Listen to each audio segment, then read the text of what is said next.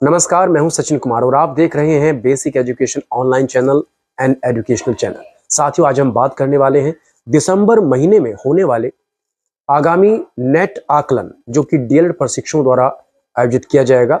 DElEd प्रशिक्षु इसमें third party assessment के तौर पर बच्चों का निपुण आकलन करेंगे। तो ये प्रक्रिया दिसंबर माह 2024 और फरवरी माह 2025 में पूर्ण की जानी है। तो इन दोनों महीनों में जो निपुण आकलन अब किया जाएगा डीएलएड प्रशिक्षुओं के द्वारा, उसका जो पैटर्न है वो थोड़ा बदला गया है। उसमें नवीनतम संशोधित लक्ष्यों को रखा गया है। वे निपुण लक्ष्य कौन कौन से हैं? कक्षा 1 और 2 का, जैसे कि आप सभी जानते हैं, इस बार आकलन किया जाएगा। तो कक्षा 1 और 2 के वो नवीनतम संशोधित निपुण लक्ष्य हम जान लेते हैं छोटी सी वीडियो में। आप इस वीडियो को अंत तक जरूर देखिएगा। तो मैं आपको बताने जा रहा हूं कि कक्षा 1 और 2 में किस तरीके के जो है संशोधन किए गए। नवीनतम संशोधित लक्ष्य है कक्षा 1 में मौखिक भाषा विकास में परिवेश से याद की गई अथवा पाठ्यक्रम से याद की गई किसी गीत या कविता की 4 पंक्तियों को बच्चे हाव भाव के साथ सुना सके। पढ़ना में 4 से 5 सरल शब्दों से बने हुए 4 वाक्यों को बच्चे पढ़ सकें।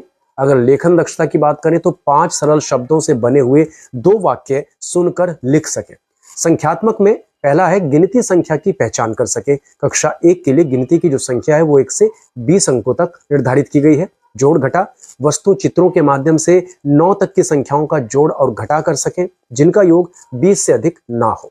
नोट और सिक्कों की पहचान, भारतीय मुद्रा में 20 रुपए तक के नोट और सिक्कों की कक्षा 1 के बच्चे पहचान कर सकें। अगला भाग है पैटर्न। चित्र और संख्या की सहायता से बच्चे पैटर्न को पहचान सकें और उसे आगे बढ़ा सकें।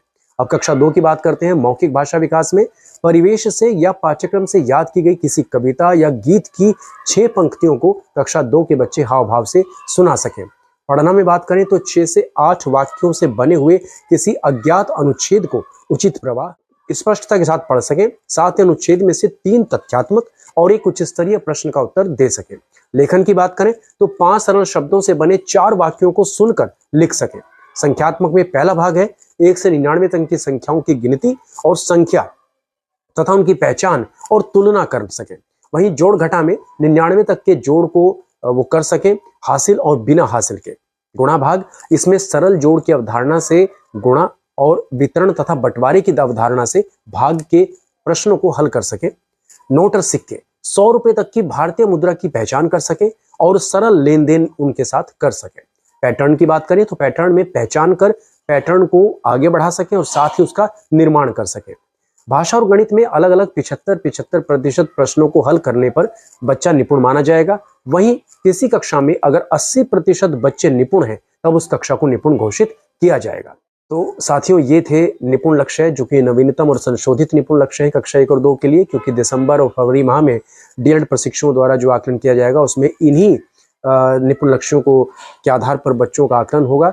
ये जो सूची में दक्षताएं दी गई हैं उन्हीं के आधार पर ये नवीनतम निपुण लक्ष्य रखे गए हैं। इसमें जो चेंजेस हैं वो आपके सामने हैं। इस बार 45 शब्दों की कक्षा 2 में और कक्षा 3 में 60 शब्दों की जो गति सीमा थी उसको हटा दिया गया है।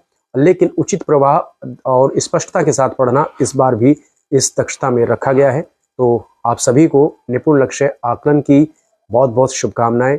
धन्यवाद। नमस्कार।